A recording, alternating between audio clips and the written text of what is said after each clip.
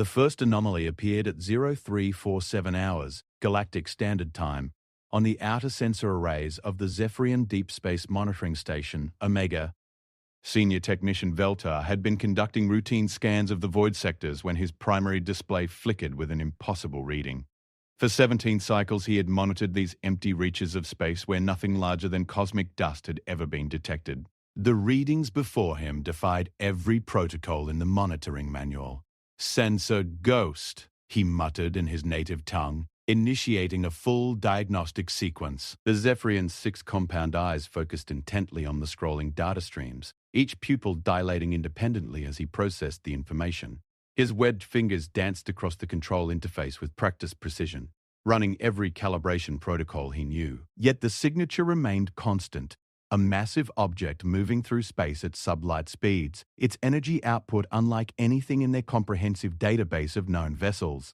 The object measured approximately 2.3 kilometers in length, with an irregular profile that suggested either severe battle damage or a completely alien design philosophy. Its thermal signature indicated active power systems, life support, and what appeared to be some form of primitive fusion propulsion. Most disturbing was its trajectory, a direct course toward the inhabited systems of the Tri-Galaxy Alliance. Veltar's communication tentacles quivered with nervous energy as he initiated the emergency protocol chain. Within moments, his findings were transmitted across the quantum relay network, reaching the highest levels of Alliance command structure. The initial response was predictable skepticism. Deep space monitoring stations were notorious for false alarms, sensor ghosts, and equipment malfunctions that created phantom readings in the vast emptiness between star systems. Commander Zixana of the Alliance Defense Force received the preliminary report while reviewing tactical assessments in her command chamber aboard the Fortress Station Nexus Prime.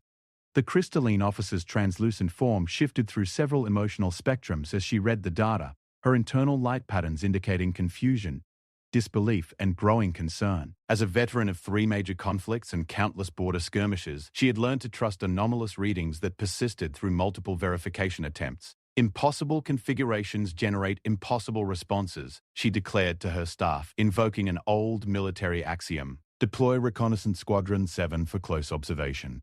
Maintain maximum distance and passive sensors only. If this vessel demonstrates hostile capabilities, we cannot afford to provoke first contact." The reconnaissance squadron consisted of 5 Phantom-class stealth vessels, each crewed by elite pilots from different member species of the Alliance. Squadron leader Keterada, a seasoned Vorthan pilot whose species had evolved from aquatic predators, commanded the mission with characteristic caution. Her ship, the Silent Current, led the formation through hyperspace toward the coordinates provided by the monitoring station. Upon arrival in the target sector, the squadron deployed in a wide observation pattern, their stealth systems engaged to maximum effectiveness. What they discovered challenged every assumption about known spacefaring civilizations.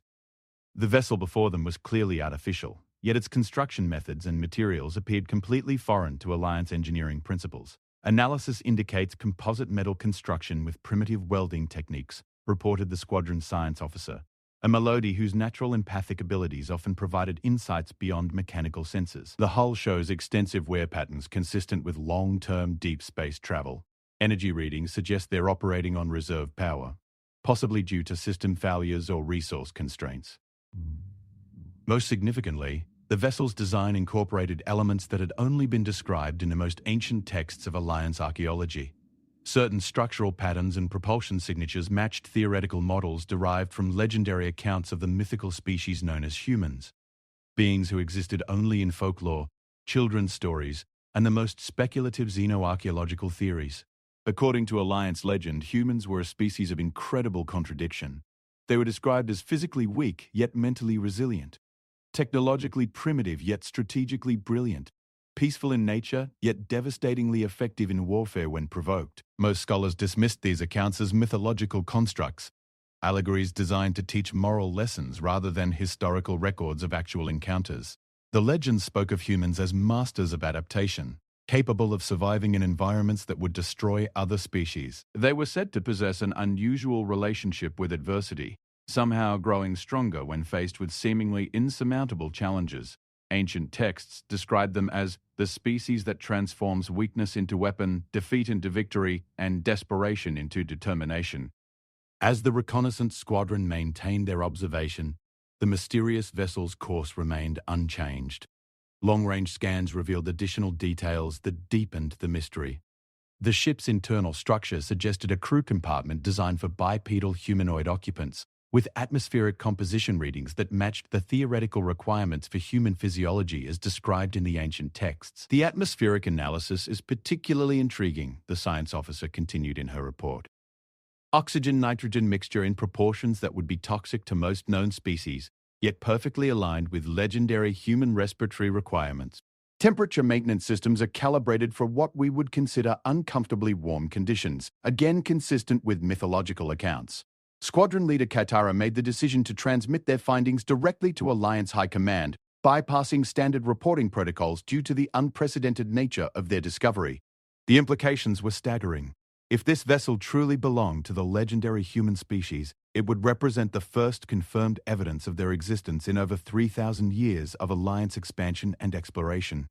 The transmission reached Alliance headquarters within hours, creating immediate chaos in the highest levels of government and military command. Emergency sessions were convened, xenobiological experts were consulted, and ancient archives were searched for any additional information about humans that might have been overlooked or dismissed as mythology. Dr.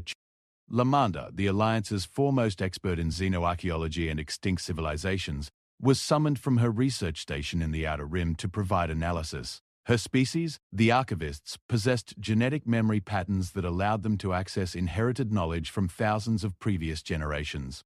When presented with the sensor data from the mysterious vessel, her response sent ripples of concern through the assembled officials. The signatures are consistent with theoretical human technology as described in our most ancient records, she confirmed, her voice carrying the weight of inherited wisdom. However, these records also contain warnings. Humans were described as unpredictable in their responses to contact with unknown species. They could be allies or enemies, depending on circumstances we might not fully understand. The debate that followed lasted for days. Some officials argued for immediate contact, reasoning that first communication with a legendary species represented an unprecedented opportunity for Alliance expansion and knowledge gathering.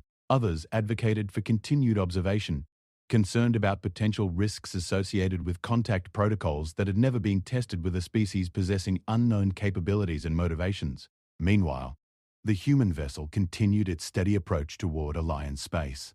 Its trajectory would bring it within communication range of outer colony systems within a matter of weeks, making the decision about contact increasingly urgent. Long-range monitoring revealed no changes in the vessel's behavior or energy signatures, suggesting that its crew either remained unaware of Alliance observation or chose not to respond to their presence. The mystery deepened when linguistic analysis teams attempted to decode signal patterns emanating from the human vessel. The transmissions appeared to be internal communications rather than attempts at external contact, yet the language patterns matched theoretical human linguistic structures derived from ancient texts. Dr. Thaxina, the Alliance's premier xenolinguist, spent countless hours analyzing these transmissions before reaching a startling conclusion. The communication patterns suggest a crew in distress, he reported to the Emergency Council. References to resource depletion, system failures, and what appears to be a desperate search for habitable worlds. However, the emotional undertones in their communications indicate determination rather than despair. This aligns with legendary accounts of human psychological resilience under extreme circumstances. As the human vessel drew closer to Alliance space, additional reconnaissance missions provided more detailed intelligence about the ship and its occupants. Thermal imaging revealed approximately 47 life signs aboard the vessel, with activity patterns suggesting a highly disciplined crew maintaining essential systems despite obvious resource constraints. The ship's weapon systems, while primitive by Alliance standards, appeared to be maintained in operational condition. Most intriguingly, the reconnaissance teams detected evidence of manufacturing and repair activities aboard the human vessel. Despite their apparent resource limitations, the crew was actively modifying and improving their ship's systems using salvaged materials and innovative engineering solutions.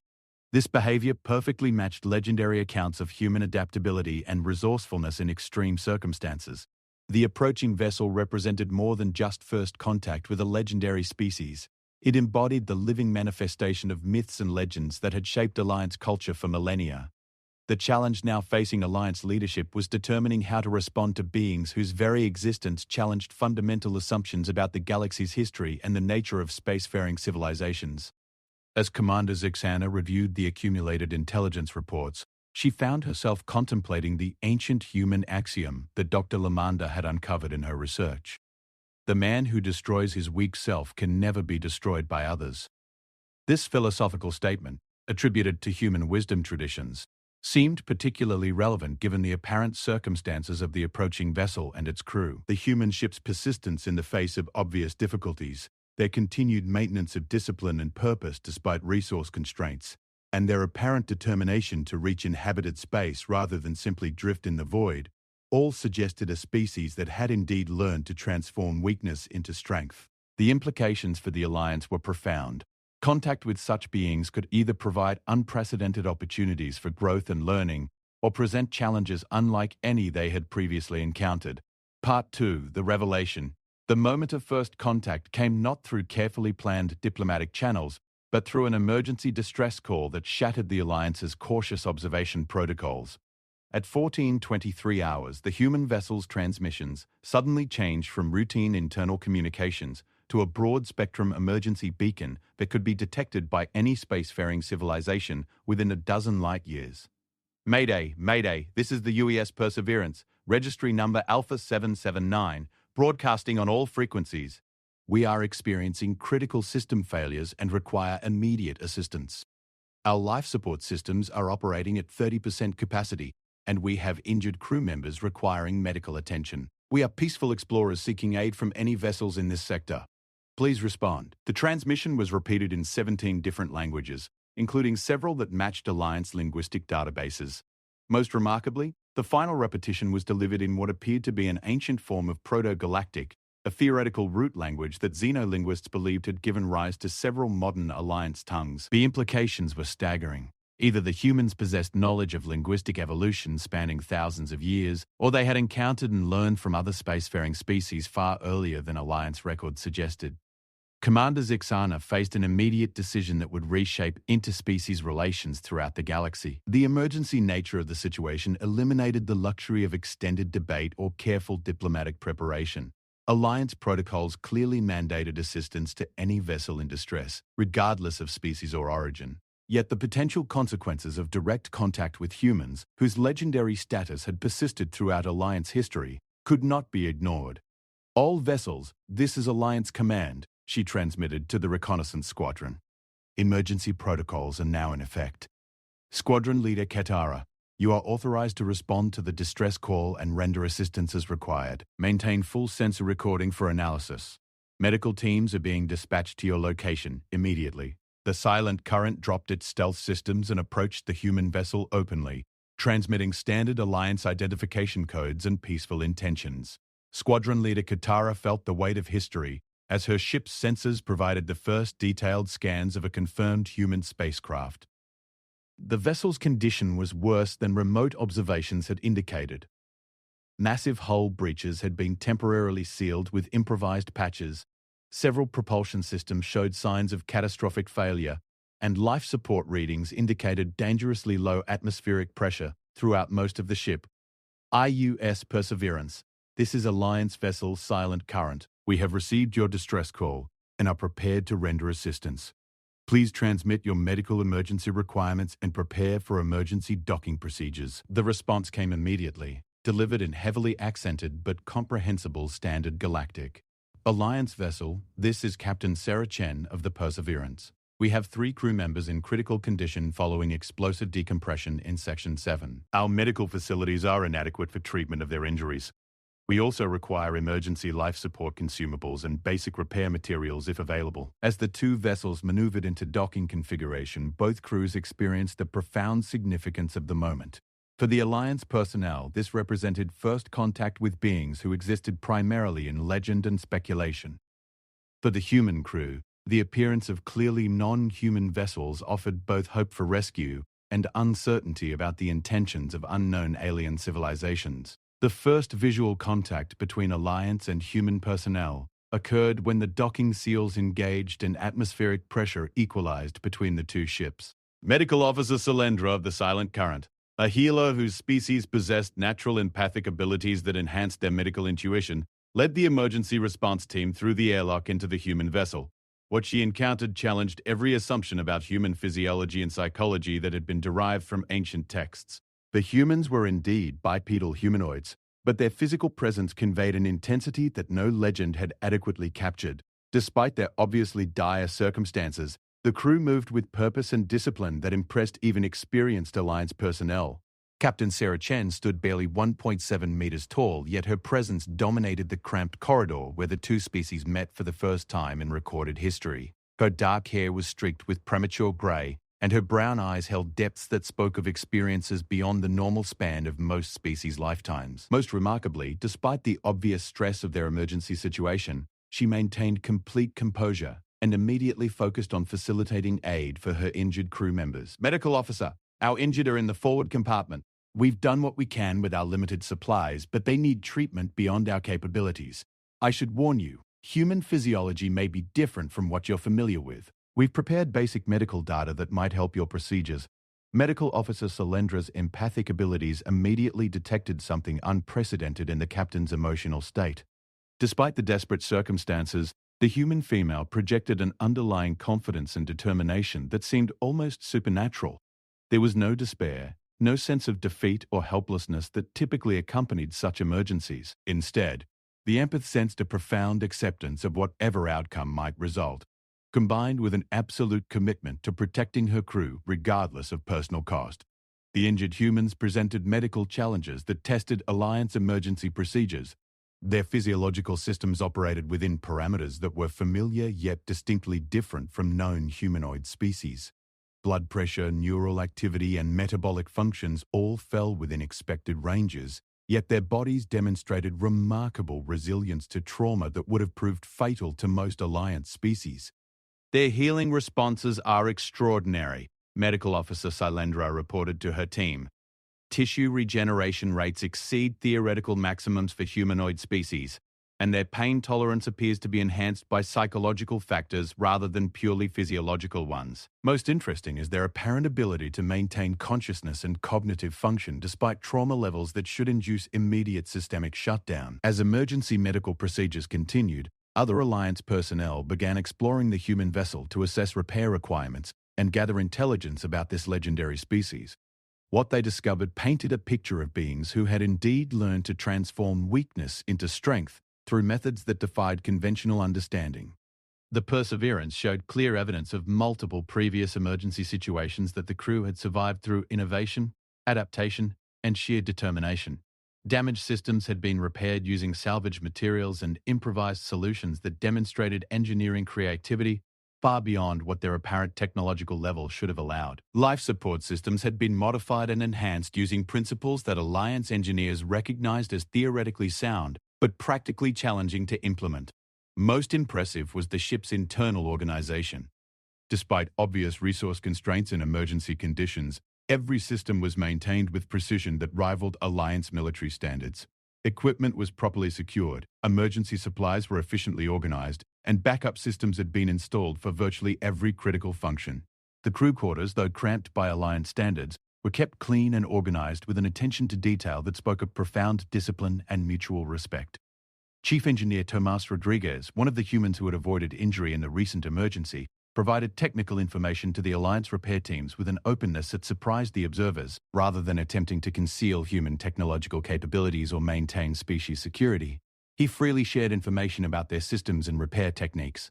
"We've been traveling for 18 months since our last supply stop," he explained to Alliance engineer Kelnara. "When you're operating with limited resources, you learn to make every component serve multiple purposes and maintain everything at maximum efficiency. Failure isn't an option when you're months away from the nearest repair facility." The Alliance engineer, whose species was renowned throughout the galaxy for their technical expertise, found herself impressed by the human approach to maintenance and repair. "Your efficiency ratios exceed optimal parameters for most Alliance vessels. How do you achieve such performance levels with apparently primitive materials?" "Necessity," Rodriguez replied with a slight smile. "When failure means death in the void, you find ways to make impossible things work." We've learned that the difference between surviving and dying usually comes down to refusing to accept limitations as absolute. This philosophy seemed to permeate every aspect of human culture aboard the Perseverance. As Alliance personnel continued their assistance efforts, they encountered example after example of individuals who had overcome seemingly insurmountable challenges through determination, creativity, and mutual support. The crew included specialists in a dozen different fields, yet each member demonstrated competency in areas far beyond their primary expertise. Dr. Elizabeth Warren, the ship's chief medical officer, had trained as a surgeon but also served as the vessel's primary botanist, maintaining hydroponic gardens that supplied fresh food supplements despite the ship's resource constraints. Communications Officer David Kim doubled as the ship's historian and cultural liaison, maintaining comprehensive records of their journey and preparing for potential contact with unknown civilizations. Every crew member embodied the legendary human adaptability that had been dismissed as mythological exaggeration. During the repair operations, Squadron Leader Katara had the opportunity to speak privately with Captain Chen about their mission and origins. The conversation revealed information that would reshape Alliance understanding of galactic history and human capabilities. "We launched from Earth 17 years ago," Captain Chen explained. "Our mission was to establish contact with other spacefaring civilizations and assess potential colony sites for human expansion. We knew from our historical records that other intelligent species existed, but we had no current information about galactic political structures or territorial boundaries." "Historical records?" Squadron Leader Katara asked. "What kind of historical records?" Captain Chen's expression became carefully neutral. "Our archives contain accounts of previous contact with non-human species, dating back several centuries. Most of our population believes these records are fictional, but our deep space exploration program was based on the assumption that they contained at least partial truth. It appears that assumption was correct." The implications of this revelation sent shockwaves through Alliance command structure when it was reported. If humans possessed historical records of contact with other spacefaring species, it suggested that their isolation had been deliberate rather than the result of technological limitations. The possibility that an entire species had chosen to remain hidden from galactic civilization for centuries raised questions about human motivations and capabilities that no legend had addressed. Further conversations with the human crew revealed additional surprises about their society and technological development. Earth, their homeworld, supported a population of over 8 billion humans organized into multiple nation-states with varying levels of technological advancement. The Perseverance represented their most advanced deep space exploration capability, yet Captain Chen indicated that several similar vessels were operating in different sectors of the galaxy. "We're not the only human ship out here," she confirmed. The Deep Space Program launched 12 vessels over a period of 5 years, each with different mission parameters and target regions. Some are focused on pure exploration, others are assessing potential threats to Earth's security, and a few are evaluating opportunities for peaceful contact and trade relationships. The medical emergency that had precipitated first contact was resolved successfully, demonstrating Alliance medical capabilities to human observers while providing Alliance personnel with unprecedented insights into human physiology and psychology. The injured crew members recovered with remarkable speed, displaying the legendary resilience that ancient texts had attributed to their species. As repair operations continued over several days, both species learned valuable lessons about each other. Alliance personnel discovered that humans possessed capabilities that went far beyond what their technological level suggested, while human crew members gained their first comprehensive understanding of galactic civilization and Alliance political structures. The most significant revelation came when Captain Chen presented Squadron Leader Ketarara with a formal communication intended for Alliance leadership. The message contained information that would transform the relationship between humans and the galactic community in ways that no one could have anticipated. "I am authorized to inform you that Earth's government is prepared to open formal diplomatic relations with the Alliance," Captain Chen announced. "We have been observing galactic civilization for longer than you might expect, and we believe the time has come for humans to take their place among the spacefaring species of this galaxy. However, we want to ensure that our integration proceeds in a way that benefits all parties involved." This statement confirmed that human isolation had indeed been a deliberate policy rather than a result of technological limitations. The species that existed primarily in Alliance legends had been quietly observing and evaluating galactic civilization for decades or perhaps centuries, making their own decisions about when and how to reveal themselves. The emergency that brought the Perseverance into contact with Alliance forces may not have been entirely accidental. As Squadron Leader Katara prepared to escort the human vessel to Alliance space for formal first contact procedures, she reflected on the ancient axiom that had become associated with human philosophy. The man who destroys his weak self can never be destroyed by others. The crew of the Perseverance embodied this principle in ways that transcended individual strength or resilience. They had deliberately exposed themselves to the dangers of deep space exploration in order to overcome the limitations of planetary isolation, transforming potential weakness into a position of strength from which they could engage with galactic civilization on their own terms. Part 3. The Integration. The arrival of the UES. Perseverance at Alliance Starbase Epsilon 9 marked the beginning of a new era in galactic history. News of confirmed human existence spread throughout Alliance space within hours, creating reactions that ranged from excited anticipation to careful skepticism among the dozens of species that comprised the galactic community. The Starbase's massive docking bays had hosted first contact ceremonies for numerous species over the centuries, but none carried the mythological significance of welcoming beings who had existed primarily in legend and folklore. Ambassador Velandra of the High Council, a distinguished ethereal whose species served as neutral mediators in interspecies disputes, led the formal reception ceremony.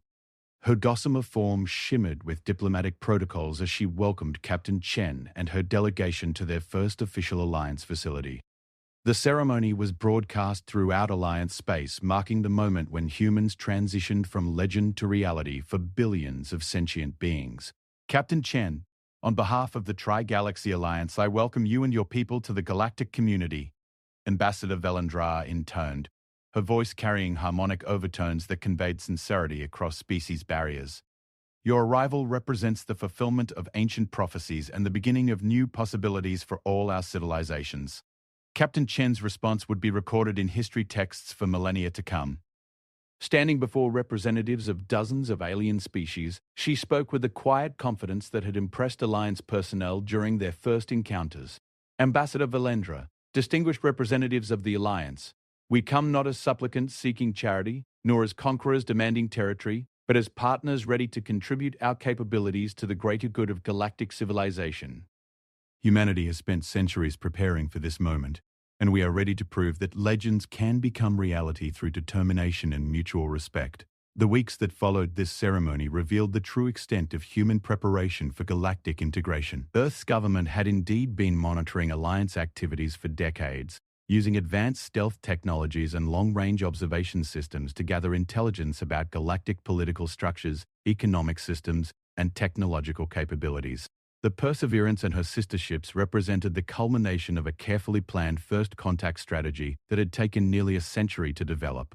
Dr. James Harrison, Earth's chief xenobiologist and a member of Captain Chen's delegation, presented comprehensive studies of Alliance species that amazed the gathered scientists with their accuracy and depth of understanding. We have been preparing for this day since our first detection of artificial signals from this region of the galaxy, he explained to the assembled researchers. Our approach has been to understand before we seek to be understood, to learn before we attempt to teach, and to demonstrate our value as partners rather than simply announcing our existence. This methodical approach to first contact impressed Alliance leaders while raising questions about human intelligence gathering capabilities that had operated undetected for so long. The stealth technologies that had allowed humans to observe Alliance activities for decades were clearly more advanced than the primitive systems apparent on the Perseverance. When questioned about this discrepancy, Captain Chen provided an explanation that revealed another aspect of human strategic thinking. The Perseverance was designed to make contact under circumstances that would not appear threatening to unknown civilizations, she admitted during classified briefings with Alliance security officials.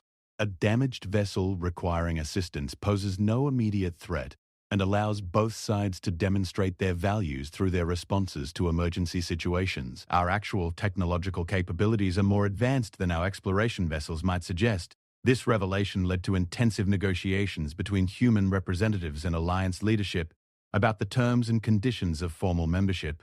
The discovery that humans possessed advanced technologies while presenting themselves as relatively primitive explorers created both opportunities and concerns within Alliance command structure. Some officials viewed human strategic deception as evidence of duplicity, while others recognized it as sophisticated diplomatic planning that demonstrated valuable intelligence and analytical capabilities. The integration process was complicated by the unique status that humans held in alliance mythology and culture. Dozens of species possessed legends about humans that had influenced their philosophical, religious, and cultural development for millennia. The reality of human contact with these civilizations required careful management to avoid disrupting established belief systems while accurately representing human capabilities and intentions. The Zephyrians, whose monitoring station had first detected the Perseverance, possessed creation myths that included human-like figures as cosmic forces of transformation and renewal. The crystalline species had incorporated human archetypes into their mathematical theories about universal constants and change dynamics.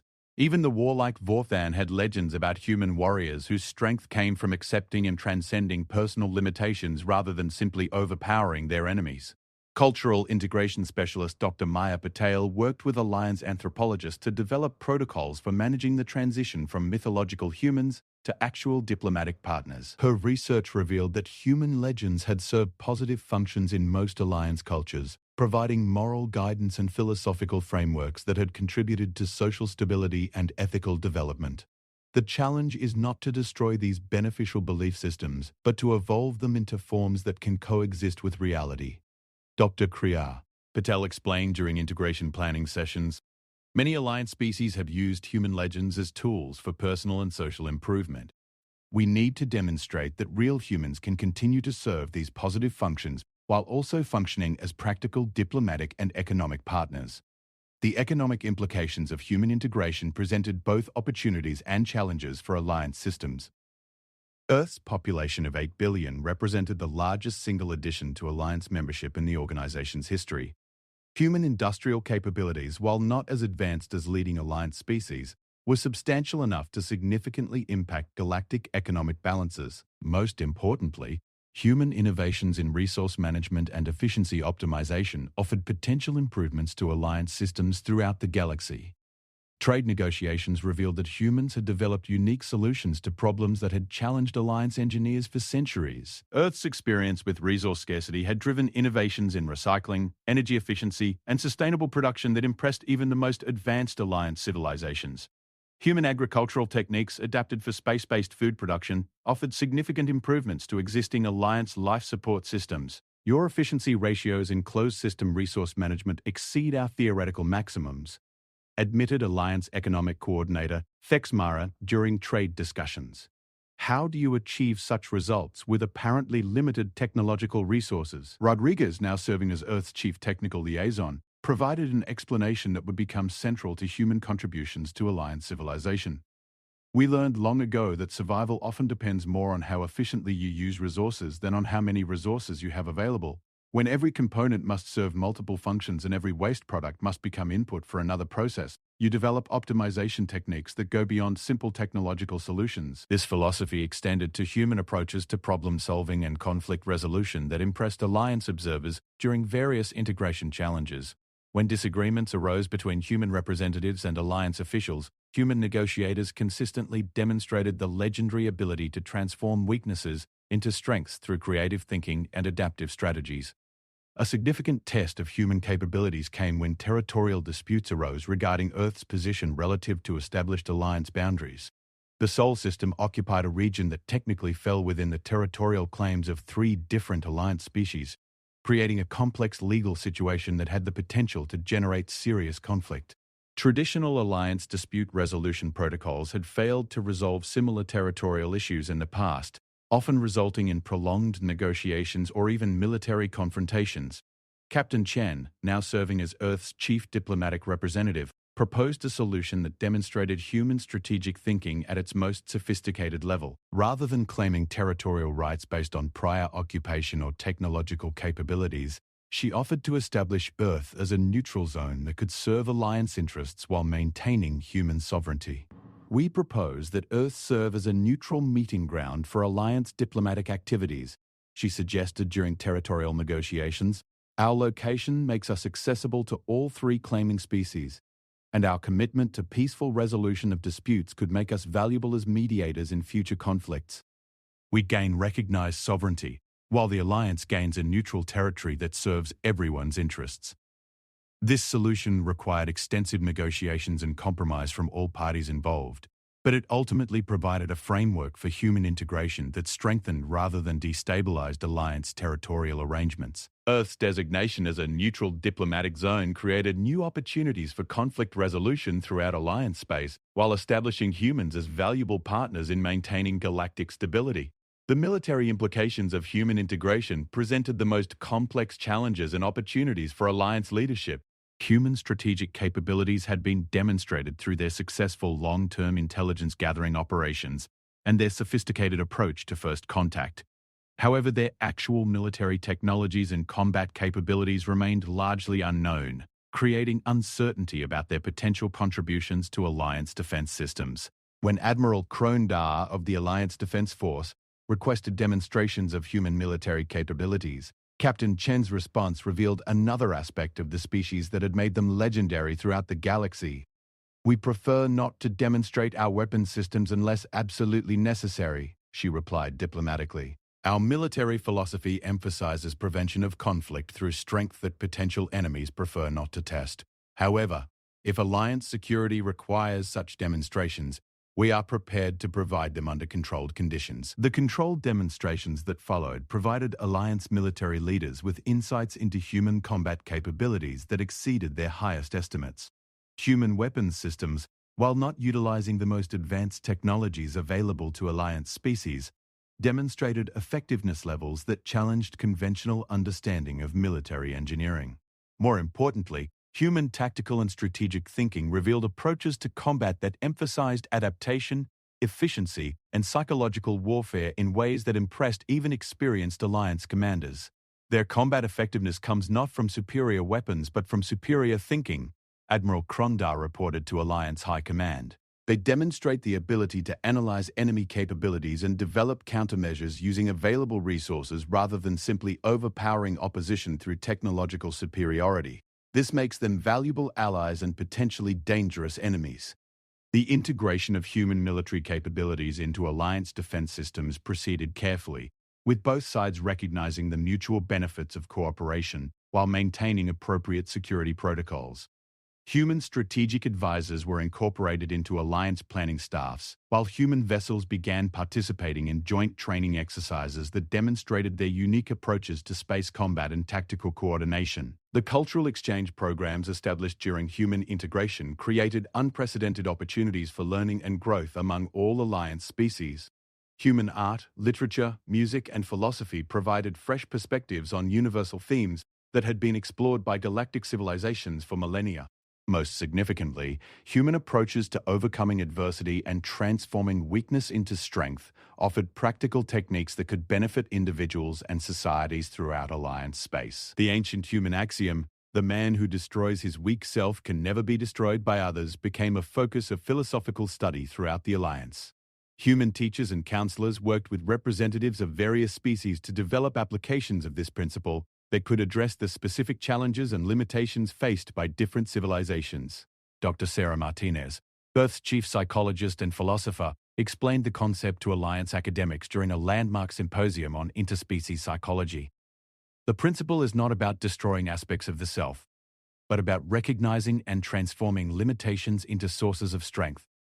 When an individual or society accepts their weaknesses and learns to work with them rather than being defined by them, those weaknesses become tools for growth and adaptation rather than sources of vulnerability. This philosophy resonated particularly strongly with Alliance species that had struggled with various forms of limitation or disadvantage in their development. The crystalline archivists found that human approaches to managing inherited memory burdens could help individuals cope with overwhelming ancestral knowledge. The aquatic Vorthans discovered that human techniques for adaptation could help their species function more effectively in space-based environments. The educational exchange programs established between Earth and various Alliance worlds created opportunities for young beings of all species to learn human approaches to problem-solving, resilience, and personal development. These programs became so popular that waiting lists extended for years, with applications coming from throughout Alliance space. As the first year of human membership in the Alliance concluded, Assessments of the integration process revealed unprecedented success in virtually every area of cooperation. Economic partnerships had generated benefits for all participating species, military cooperation had strengthened alliance defense capabilities, and cultural exchanges had enriched the intellectual and artistic life of galactic civilization. Most importantly, the reality of human participation in alliance activities had fulfilled the positive aspects of their legendary status while surpassing expectations for practical contributions to galactic society. The beings who had existed primarily in myth and folklore had proven themselves worthy of their legendary reputation, while demonstrating that they could exceed even the most optimistic projections for their capabilities. Commander Zixana, reflecting on the transformation that human integration had brought to Alliance civilization, found herself contemplating the prophetic accuracy of ancient texts that had described humans as agents of positive change and renewal. The species that had learned to transform weakness into strength had indeed brought that capability to the galactic community, creating opportunities for growth and improvement that benefited all Alliance members. The success of human integration established new protocols for incorporating legendary or mythological species into galactic civilization, while demonstrating that careful preparation and mutual respect could overcome even the most complex challenges of first contact. The UES Perseverance had carried more than just human crew members into Alliance space. It had transported the living embodiment of hope, determination, and the transformative power of refusing to accept limitations as absolute. As new human vessels arrived from Earth and other regions of the galaxy where exploration ships had been operating, the Alliance found itself enriched by partners who brought not only advanced capabilities and fresh perspectives, but also the living proof that legends could become reality through discipline, preparation, and the courage to transform weakness into strength. The man who destroys his weak self can never be destroyed by others, and a species that embodied this principle had indeed proven capable of transforming not only themselves, but the entire galactic community they had chosen to join.